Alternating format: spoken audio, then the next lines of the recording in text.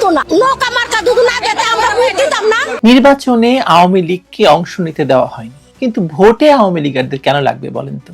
কারণ না হলে তো দেশের ভোট কেন্দ্রগুলোতে একটা লোকও খুঁজে পাওয়া যাবে না। নির্বাচনে অংশ নেওয়া, ভোট কেন্দ্রে গিয়ে ভোট দেওয়া এবং হার জিত যাই হোক, নির্বাচন মানেই যে আওয়ামী লীগের জন্য উৎসব, এটা বাংলাদেশের নির্বাচনী ইতিহাস বারবার প্রমাণ করেছে।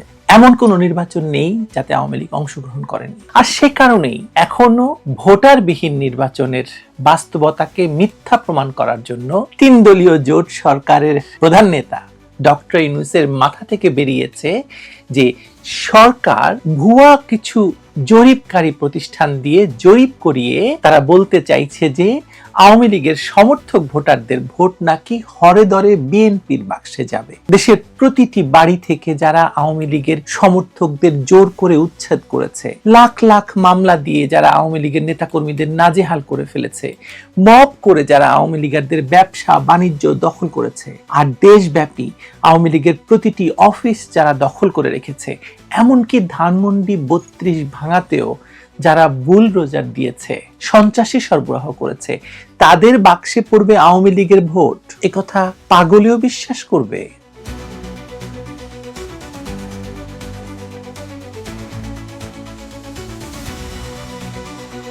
গত কয়েকদিনে বাংলাদেশের রাজনীতির মাঠ, বিশেষ করে তথাকথিত জরিপ আর পাল্টাপাল্টি বক্তব্যের যে সমাহার দেখা যাচ্ছে, তা কেবল রাজনীতির সাধারণ ব্যাকরণই ভাঙছে না, বরং সাধারণ মানুষের বোধ বুদ্ধি নিয়ে রীতিমতো মস্করা করা হচ্ছে। সম্প্রতি প্রকাশিত একটি জরিপ দাবি করছে যে আওয়ামী লীগের প্রায় 48% ভোটার নাকি এবার ধানের শীষে ভোট দিতে প্রস্তুত। খবরটি শোনার পর যে কেউ এক মুহূর্ত জাস্ট মাথাটা ঘোরাবে তাদের। প্রশ্ন জায়গাটা স্বাভাবিক যে আমরা কি কোনো সমান্তরাল মহাবিশ্বে বা প্যারালাল ইউনিভার্সে বসবাস করছি, নাকি এটি এক স্রেফ আষাঢ়ে গল্প যা নির্বাচনের আগে জনমত তৈরির নামে গেলাতে চাওয়া হচ্ছে এবং বোঝাতে চাওয়া হচ্ছে যে এই যে 48% মানুষ, এদেরকে বাদ দিয়ে আসলে নির্বাচন তো করা যাবে না, ফলে এরা যে আছে সেটা প্রমাণ করার চেষ্টা হচ্ছে। বিষয়টি একটু গভীরভাবে তলিয়ে দেখা দরকার। গত 1.5 বছরে বাংলাদেশের রাজনীতির যে চালচিত্র আমরা দেখেছি, তাতে একটি বিষয় খুব স্পষ্ট: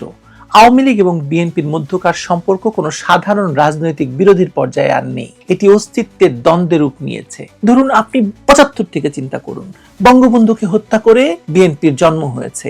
যখনই আওয়ামী লীগকে দুর্বল করা গেছে, তখনই বিএনপির শনৈ শনৈ অবস্থা হয়েছে।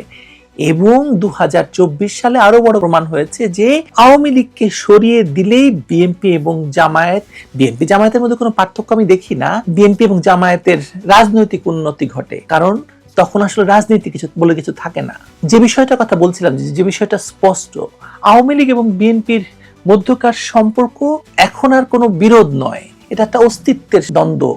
বিশেষ করে 5 আগস্টের পর থেকে ধানমন্ডি 32 নম্বরের সেই ঐতিহাসিক বাড়িটি গুড়িয়ে দেওয়া, সারা দেশে আওয়ামী লীগের নেতাকর্মীদের উপর হামলা, মামলা এবং ঘরবাড়ি দখলের যে মহোৎসব চলেছে, তা কোনো বিচ্ছিন্ন ঘটনা ছিল না। টিআইবি বলেছে যে গত 1.5 বছরে প্রায় 600টি রাজনৈতিক সহিংসতার ঘটনা ঘটেছে, যার মধ্যে 550টি বিএনপির সরাসরি সম্পৃক্ততা রয়েছে। শতাংশের হিসেবে যদি আপনারা দেখেন, তাহলে প্রায় 92% হামলা বিএনপি ঘটিয়েছে। এখন প্রশ্ন হলো যে দলটির কর্মীরা গত 18 মাস ধরে আওয়ামী লীগের নেতাকর্মীদের ব্যবসা প্রতিষ্ঠান দখল করেছে, যাদের কারণে হাজার হাজার মানুষ ঘর ছাড়া, এমনকি যে দলটির শীর্ষ নেতাদের নির্দেশে 32 নম্বরের মতো আবেগের জায়গাটি, মানে আওয়ামী লীগের শুধু নয়, বাংলাদেশের মানুষের আবেগের জায়গাটি মাটির সঙ্গে মিশিয়ে দেওয়া হয়েছে। এবং সেখানে গিয়ে তারেক রহমান জানেন নাকি 32-এর দখল নিয়েছি, এরকম স্লোগান দেওয়া হয়েছে। সেই দলের বাক্সে আওয়ামী লীগের ভোটাররা লাইন ধরে ভোট দেবে, মানে কষ্ট কল্পনা না একটু? মানে কোন সুস্থ মস্তিষ্কের চিন্তা এটা হতে পারে? বিএনপি চেয়ারপারসনের উপদেষ্টা জয়নুল আবেদিন ফারুকের বক্তব্যের কথা ধরুন। তিনি যখন প্রকাশ্যে বলেন যে 32 নম্বর থেকে গুম খুনের নির্দেশ যেত, তাই তা ভেঙে ফেলা ঠিক হয়েছে। জয়নুল আবেদিন ফারুক হেজিপেজি কোনো নেতা নন, কিন্তু তখন তিনি কেবল একটি ভবন ভাঙার সাফাই গান না, বরং আওয়ামী লীগের কোটি কোটি সমর্থকদের হৃদয়ে সরাসরি আঘাত করেন। রাজনীতিতে মতপার্থক্য থাকে, কিন্তু প্রতিপক্ষের ইতিহাস এবং আবেগের শেষ চিহ্নটুকু মুছে ফেলার পর যখন বলা হয় সেই প্রতিপক্ষের অর্ধেক মানুষ এখন তাদেরই সমর্থন করছে, তাদেরই ভোট দেবে, তখন বুঝতে বাকি থাকে না যে কোথাও একটা বড় ধরনের গরমিল আছে। একজন সাধারণ আওয়ামী লীগ সমর্থক, যার দলের প্রতিষ্ঠাতা এবং জাতির পিতার স্মৃতিচিহ্নকে অভিশপ্ত আখ্যা দিয়ে ধ্বংস করা হয়েছে, তিনি কি কেবল আদৌ সেই ধ্বংসকারীদের নেতা বা দলকে ভোট দেবে? মানুষের মনস্তত্ত্ব এত সরল রৈখিক তো নয়। মার খেয়ে অপমানিত হয়ে ঘর বাড়ি হারিয়ে কেউ কি তার নির্যাতনকারীকে ত্রাতা হিসেবে মেনে নেবে? এখন যদি আমরা আসি ধরেন সেই জরিপকারী প্রতিষ্ঠানের কথায়, কারা জরিপ করলো, কারা তারা? কমিউনিকেশন অ্যান্ড রিসার্চ ফাউন্ডেশন নাম, সিআরএফ, কোন নাম শুনেছেন কখনো? এবং Bangladesh election and public opinion studies, BEPOS, এই নামগুলো সাধারণ মানুষের কাছে পরিচিত তো নয়, আপনার কাছে পরিচিত। নির্বাচনের ঠিক আগ মুহূর্তে এরকম ভুইফোর সংগঠনের অভাব হয় না, যারা সুন্দর সুন্দর গ্রাফ আর চার্ট দেখিয়ে জনমত বিভ্রান্ত করতে চায় এবং এই সরকারের নির্দেশে, বিশেষ করে সরকারের প্রোপাগান্ডা সচিবের নির্দেশে প্রত্যেকটা কাগজ এটাকে হেডলাইন করে, প্রথম পাতায় জায়গা দেয়। বুঝতে অসুবিধা হয় না যে কেন এই কাজ করা হচ্ছে। খোঁজ নিয়ে আপনি যদি দেখেন তাহলে এই প্রতিষ্ঠানের পরিচালকদের তালিকায় যাদের নাম এবং পরিচয় পাওয়া যাচ্ছে, তাদের বিশ্বাসযোগ্যতা নিয়ে প্রশ্ন আছে। তারা কারা? এনায়েত হোসেন জাকারিয়া, সাহাবুল হক, এদের অতীত গবেষণা বা রাজনৈতিক নিরপেক্ষতা কতটুকু পরীক্ষিত, সবকিছুই অনেক বড় প্রশ্ন। একটি দেশে যখন প্রধান একটি রাজনৈতিক শক্তিকে নির্বাচনের বাইরে রাখা হয়, যখন তাদের নেতাকর্মীদের মাঠে নামার সুযোগ দেওয়া হয় না, তখন একতরফা ভাবে বলা হচ্ছে যে তাদের ভোটাররা সব দল পাল্টে ফেলেছে এবং বিএনপিতে ঢুকে যাচ্ছে। আওয়ামী লীগের তো আর খায়া কাজ নাই। এটা আসলে নির্বাচনকে বৈধতা দেওয়ার একটা আগাম স্ক্রিপ্ট ছাড়ার কিছু নয়। আমি তো একে ম্যানুফ্যাকচার্ড কনসেপ্ট বা কনসেন্ট বা সাজানো সম্মতি তৈরির প্রক্রিয়া বলে মনে করি। নির্বাচন যখন একটি প্রহসনের রূপ নিয়েছে, তখন সেই নির্বাচনকে গ্রহণযোগ্য করে তোলার জন্য দুটি জিনিসের খুব প্রয়োজন পড়ছে। এক, সহিংসতার দায় অন্যের ঘাড়ে চাপানো, এবং দুই, একটি মিথ্যা জনসমর্থনের জোয়ার দেখানো। টিআইবি রিপোর্টে উঠে এসেছে যে আইন শৃঙ্খলা পরিস্থিতি অন্তর্বর্তী সরকারের সবচেয়ে বড় দুর্বল জায়গা, অথচ অদ্ভুতভাবে সব দোষ গিয়ে পড়ছে সেই দলের ওপর যারা এখন মাঠেও নেই। এবং এটা তো পররাষ্ট্র উপদেষ্টা বলেই দিয়েছেন যে যা কিছু ঘটবে কেষ্টা বেটাই চোর, আওয়ামী লীগের ঘাড়েই দোষ চাপানো হবে। আর জরিপের মাধ্যমে বলা হচ্ছে কি, মানুষ এখন বিএনপি এবং জামায়াতকে বেছে নিয়েছে। বিশেষ করে তরুণ ভোটারদের 37% নাকি জামায়াতকে পছন্দ করছে। যে দেশে মুক্তিযুদ্ধের চেতনা নিয়ে এত বড় রাজনীতি হয়েছে, সেখানে হঠাৎ করে তরুণ প্রজন্মের 1/3 উগ্র ডানপন্থী যুদ্ধাপরাধী জামাতের রাজনীতির দিকে ঝুঁকে পড়ছে। এই তথ্যটি সমাজের কোনো বিশ্লেষণের সাথে আপনি মেলাতে পারেন? আমি পারি না। হতে পারে নিশ্চয়ই, কারণ বাংলাদেশ তো বাংলাদেশ।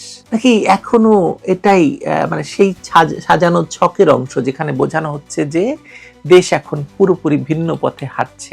বাস্তবতা হলো, আওয়ামী লীগের যে বিশাল ভোট ব্যাংক, তা কোনো ঠুনকো আবেগের উপর দাঁড়িয়ে নেই।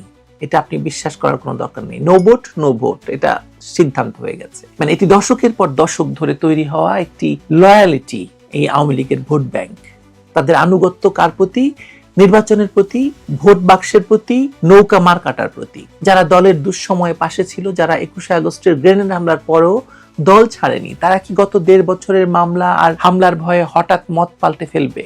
বরং উল্টোটা হওয়ার সম্ভাবনাই বেশি। যখন কোনো গোষ্ঠীকে কোণঠাসা করা হয়, তখন তাদের মধ্যে এক ধরনের সাইলেন্ট রেজিস্ট্যান্স বা নীরব প্রতিরোধ তৈরি হয়। তারা হয়তো ভয়ে কথা বলছে না, মিছিলে যাচ্ছে না, কিন্তু ভোটের বাক্সে যদি সুযোগ পেত অথবা ভোট বর্জনের মাধ্যমে, তারা তাদের জবাব দেবেই দেবে। জরিপে বলা হচ্ছে 90% মানুষ ভোট দিতে চায়। হাস্যকর, 90% মানুষ। অথচ মাঠের চিত্র কি বলছে? সাধারণ মানুষ জানে যে 12ই ফেব্রুয়ারির যে নির্বাচন বা গণভোট হতে যাচ্ছে, তার ফলাফল হয়তো আগেই নির্ধারিত। যেখানে প্রধান প্রতিদ্বন্দ্বী নেই, সেখানে ভোটের শতাংশ বা জরিপের ফলাফলের আসলে কোনো মূল্য নেই। আছে কি? ধানমন্ডি 32 ভাঙার দগদগে ঘা এখনো শুকায়নি। টিআইবির রিপোর্ট, 550টি সহিংসতার দায় যাদের কাঁধে, তাদের প্রতি মানুষের ভীতি থাকতে পারে, কিন্তু ভালোবাসা থাকার কথা নয়। তারেক রহমানকে আওয়ামী লীগ ভালোবাসবে, আওয়ামী লীগের লোকজন ভালোবাসবে এবং প্রধানমন্ত্রী বানাতে চাইবে, আমার মাথা পাগল হয়নি। কিন্তু ভালোবাসা তো থাকার কথা তো নয়, ভীতি আছে। মানে ভীতিকে যদি সমর্থন হিসেবে চালিয়ে দিতে চান তবে মানে আপনি চালাতে পারেন, অসুবিধা নেই। আওয়ামী লীগের সাথে যারা দীর্ঘদিন যুক্ত তাদের মানসিকতা বুঝতে হলে গত 1.5 বছরের ঘটনা প্রবাহের দিকে তাকাতে হবে। এই সময়ে দলটির যে হাজার হাজার নেতাকর্মীর বিরুদ্ধে মামলা হয়েছে, তাদের ব্যবসা বাণিজ্য দখল হয়েছে, পরিবারের পর পরিবার নিরাপত্তাহীনতায় ভুগছে, এর চূড়ান্ত পর্যায়ে ছিল ধানমন্ডি 32 নম্বর বাড়িটি ভেঙে ফেলা। একজন মানুষ যখন দেখে যে তার রাজনৈতিক বিশ্বাসের প্রতীকটি মাটিতে মিশিয়ে দেওয়া হয়েছে, তখন সে কি ভাবতে পারে? আওয়ামী লীগের একজন সমর্থক যখন দেখছেন যে বঙ্গবন্ধুর বাড়ি ভাঙা হচ্ছে, তার মনে কি সত্যি এই চিন্তা আসতে পারে যে যারা এই কাজটি করছে তাদেরকে ভোট দিতে হবে? মানে আপনি যদি রাজনৈতিক বিশ্লেষণের দৃষ্টিকোণ থেকেও দেখেন, এই জরিপগুলোর উদ্দেশ্য খুব পরিষ্কার। নির্বাচনের আগে জনমত তৈরি করা একটা পুরনো কৌশল, মানুষের মনে ধারণা ঢুকিয়ে দেওয়া যে ফলাফল আগেই নির্ধারিত। যখন আসল ভোটের দিন আসবে তখন যদি দেখা যায় যে বিএনপি জিতেছে, তাহলে মানুষ বলবে আরে এটাই তো জরিপে দেখিয়েছিলাম আমরা। কিন্তু এই পুরো বিষয়টার মধ্যে একটা গভীর সমস্যা আছে। বাংলাদেশের সবচেয়ে বড় রাজনৈতিক দল আওয়ামী লীগকে নির্বাচনের বাইরে রাখা হয়েছে, এটা নিজেই একটা অস্বাভাবিক পরিস্থিতি। গণতন্ত্রের সবচেয়ে বড় দলটি নির্বাচনের বাইরে থাকবে আর তার ভোটাররা অন্য দলকে ভোট দেবে, এই যুক্তি বিশ্বাসযোগ্য নয়। আওয়ামী লীগের ভোটারদের মনোভাব বুঝতে হলে তাদের অভিজ্ঞতার দিকে তাকাতে হবে। তারা দেখেছে কিভাবে তাদের প্রিয় নেতাকে জেলে দেওয়া হয়েছে, মানে মৃত্যুদণ্ড দেওয়া হয়েছে, এবং কারা মৃত্যুদণ্ড দিয়েছে। জামায়াত এবং বিএনপির উকিল, ব্যারিস্টার এবং জামায়াতের বিচারপতিরা সবাই মিলে এই কাজ করেছে। দেখেছে কিভাবে দলের কার্যালয় গুড়িয়ে দেওয়া হয়েছে, দেখেছে কিভাবে তাদের রাজনৈতিক পরিচয়ের কারণে তাদের হেনস্থা করা হচ্ছে। এই পরিস্থিতিতে তারা কি সত্যি সত্যি সেই শক্তিগুলোকে ভোট দিতে যাবে যারা এসবের জন্য দায়ী? মানুষের রাজনৈতিক আনুগত্য তাড়াতাড়ি পরিবর্তন হয় না বা রাতারাতি পরিবর্তন হয় না, বিশেষ করে যখন সেই পরিবর্তনের পেছনে জোর জবরদস্তি থাকে, অত্যাচার থাকে, নির্যাতন থাকে। আওয়ামী লীগের সমর্থকরা হয়তো ভয়ের কারণে কিছুদিনের জন্য নীরব থাকতে পারে, কিন্তু তারা তাদের হৃদয় দিয়ে বিএনপিকে গ্রহণ করবে এমনটা ভাবা একেবারেই বাস্তবসম্মত নয়। আবারও বলি, যারা 32 নম্বর ভেঙেছে তাদের পক্ষে আওয়ামী লীগ ভোট দেবে কিনা সেই প্রশ্নের উত্তর হয়তো 12 তারিখে পাওয়া যাবে যদি নির্বাচন হয়। আমি আবারও বলি, নির্বাচন যদি হয়, তবে এই মুহূর্তের জরিপ দেখে সেই উত্তর অনুমান করা বোকামি ছাড়া আর কিছু নয়। সোজা কথা, ধানমন্ডি 32 এই দেশের স্মৃতি, প্রতিকার, আবেগের সংযোগস্থল।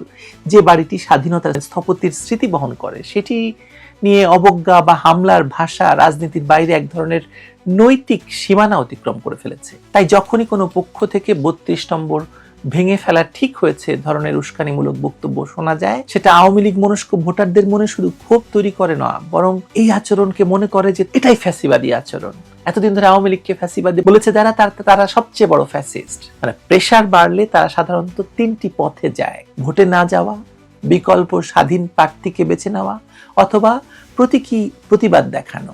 যারা একটানা আওয়ামী লীগের স্মৃতি, রাজনীতি, মুক্তিযুদ্ধের উত্তরাধিকার, পরিবারের ট্রমা বহন করে বড় হয়েছেন, তাদের বড় অংশ যে হঠাৎ বিএনপিকে বেছে নেবে, এটা পাগলে বিশ্বাস করতে পারে। কিন্তু আপনি তো পাগল নন, তাই না? আপনি কি পাগল? নিশ্চয়ই নন। ভালো থাকবেন আপনারা।